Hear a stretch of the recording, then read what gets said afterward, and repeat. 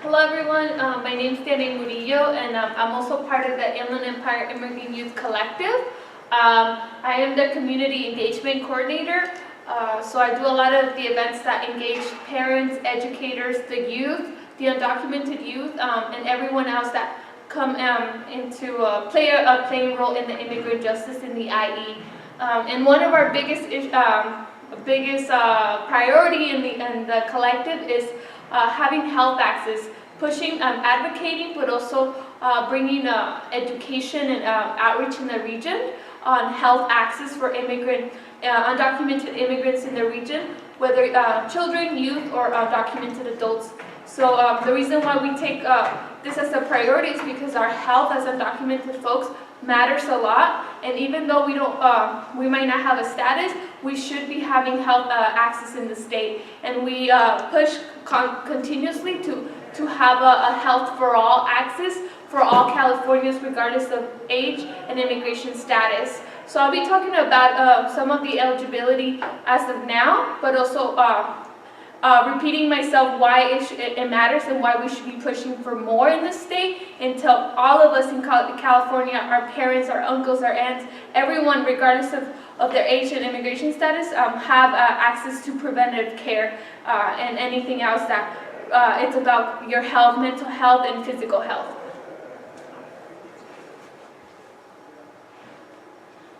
So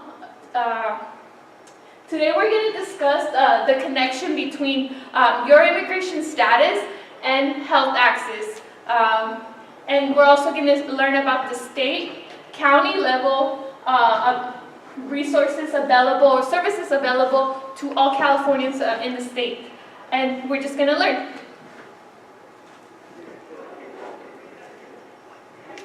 Okay, so this is just a short graphic. We'll just skip it, but it basically talks about how oftentimes in our families, like because we don't have health access due to our immigration status, we prolong our health going to the doctor or going to the emergency room just because either we're afraid to share our information or because we know it's going to cost money out of our pockets. And that's why it should matter that we push for a policy that can cover everyone in California to have health access, to have daily visits to the doctor. Okay, so health insurance. And again, this is only based in California. The health insurance, there's three kinds of methods here. One is a public, private, and then employer. The public one, the public health insurance, it's what we call Medi-Cal here in the state, and then the private insurance is what we buy into. Either you pay your private insurance or you're under Cover California, and then I'll go into the Cover California, but as of now, undocumented immigrants, including DACA beneficiaries, cannot buy into the Cover California private insurance system. We are banned from that. And lastly is your employer health insurance. If your employer provides a health insurance by you working, and that's another way of being covered. Public insurance it's available for undocumented immigrants.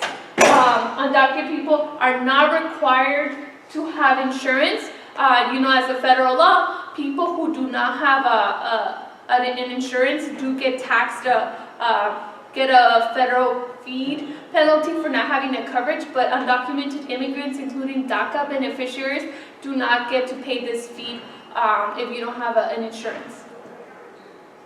Okay, undocumented and uninsured at the federal, state, and then county level. At the federal level, we have the Affordable Care Act. Here in California, it's called the Covered California, which is your private sector where you pay in your insurance. The state of California, and then in the state of California, for people who can buy into the Covered California, have the option, which is U.S. citizens and people that have residency. Again, DACA beneficiaries are banned for this, even though you have your Social Security. But in addition to that, in California, we have Medi-Cal. And Medi-Cal in California, it's a little bit more flexible for undocumented immigrants to benefit from that public insurance. And then at the county, we have our safety net programs. So it's very important for us to check in with our county staff or people that work at the Department of Social Services and see what are the programs out there that don't require for you to share your immigration status, or don't require for you to be a citizen or resident. Okay, so in the United States, this is just to reinforce information. In the United States, although President Obama, our previous president, did pass the Affordable Care Act, this does not include undocumented immigrants in the country. Undocumented people are excluded from the health care program, even DACA recipients. There is a 5-year ban from receiving federal health services if you gain your residency. So even if you're a resident, there is a waiting time for you to be able to benefit from federal health services. Okay, and in California, state-funded medical services are available, such as Medi-Cal. And DACA recipients are eligible for full-scope Medi-Cal based on their income status, either as you being your self-provider or your family's income, depending on if you're still benefiting from your parents' income. It's based on your economic, undocumented children in the state of California, recently there was legislation passed, SB 75, where undocumented children 0 to 19 are eligible for full-scope Medi-Cal. So that's another way that in the state, undocumented immigrants are eligible to apply. And as of now, like undocumented adults, either that don't have DACA or are our children, can qualify for emergency Medi-Cal, which is only, it's very restrictive. It does not cover preventive care or daily visits to doctor. Okay, so just looking at in your county, like I was mentioning, at the county level, there's the opportunity of safety net programs that can protect or can benefit undocumented adults. So it's really important to look into your county, and if the health services change based on where you live. We have 58 counties in California, but 11 of them have no program for undocumented adults. And those include, and the counties that do have a program for undocumented adults are LA, and then Fresno and Alameda County. And I believe in Riverside County we have a program, MISP, that you can also qualify as an undocumented adult, and it helps you have affordable care. Okay, we can move on. Okay, so California, for DACA recipients in California are eligible again to full scope Medi-Cal based on your income. So it's really important to check in with your Department of Social Services and ask them about that, to check if you are eligible based on your house income. And then Health for All kids in California also qualify for full scope Medi-Cal. So it's really important for you to check in again with your county workers. And emergency Medi-Cal, this is for all undocumented adults in the state and your county programs.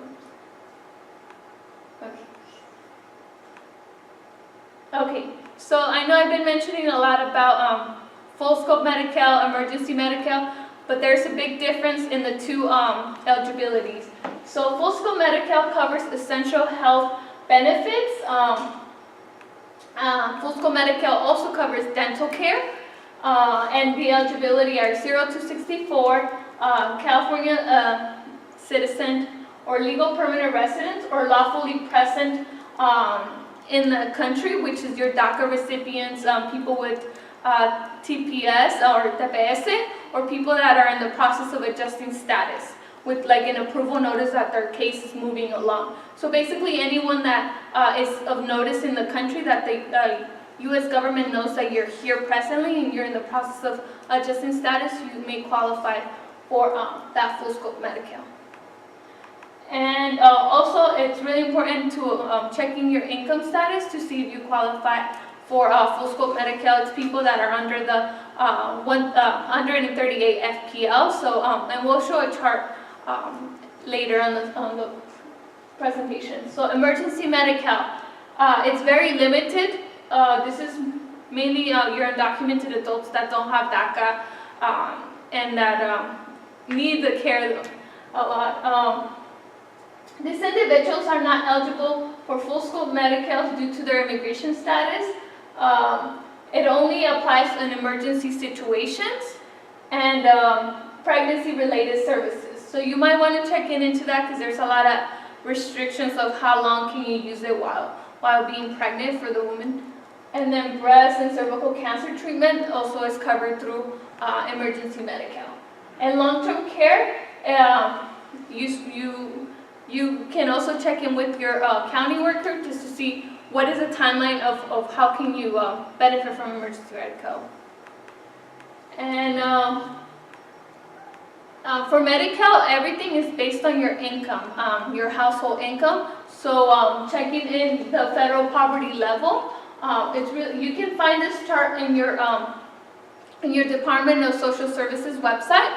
That way you can make the estimate the math of like how many people in your family and then how many do they make monthly. So it goes based on your monthly before making that deduction, so it's your gross income. And yeah. Thank you. Oh, and if you all have any questions, again, refer back to our contact info. You can find us on Facebook by the Inland Empire Immigrant Youth Collective, and we can answer your questions. If you need to be in contact with any local clinic that does Medi-Cal enrollment, we can also connect you with them. So follow us on Facebook, the Inland Empire Immigrant Youth Collective.